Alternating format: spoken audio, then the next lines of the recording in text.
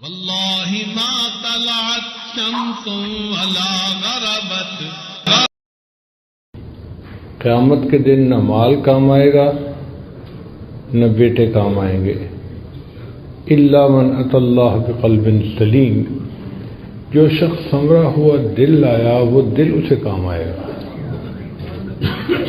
انسان کی زندگی میں 3 دن بہت اہم ہوتے ہیں.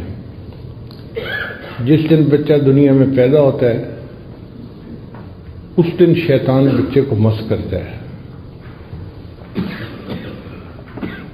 اگر کوئی نیک آدمی پاس ہو تو اس سے بچے کی تحریک بھی کروانی چاہیے اور ایک کان میں اذان اور دوسرے میں اقامت بھی کروانی چاہیے.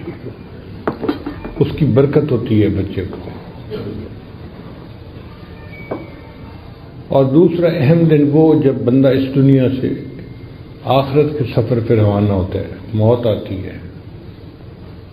اللہ کرے کہ اس دن بھی کوئی اللہ کا ولی پاس ہو جو ہمیں کلمے کی تلقین کر دے، یاد دہانی کر دے. اور تیسرا اہم دن وہ جب سارے انسان اپنے رب کے سامنے قیامت کے دن کھڑے ہوں گے. یہ 3 دن ہماری زندگی کے بڑے اہم دن ہیں. اس لیے عیسیٰ علیہ السلام نے فرمایا تھا والسلام علیہ یوم ولدت ویوم اموت ویوم ابعث حیا. تو جو آیت مبارکہ پڑھی اس کے تیسرے دن کا تذکرہ ہے کہ قیامت کے دن نہ مال کام آئے گا نہ بیٹے کام آئیں گے. یہ کیوں کہا گیا؟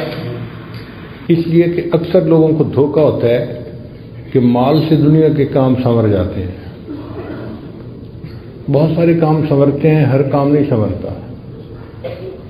آپ خود سوچئے کہ مال سے انسان کتاب تو خرید سکتا ہے، علم تو نہیں خرید سکتا.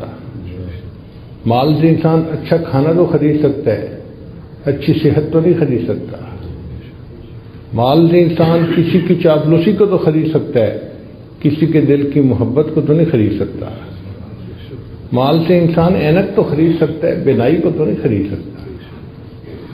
تو دنیا میں بھی مال سے ہر کام نہیں ہوتا اور آخرت میں تو کوئی کام ہی نہیں ہوگا مال سے.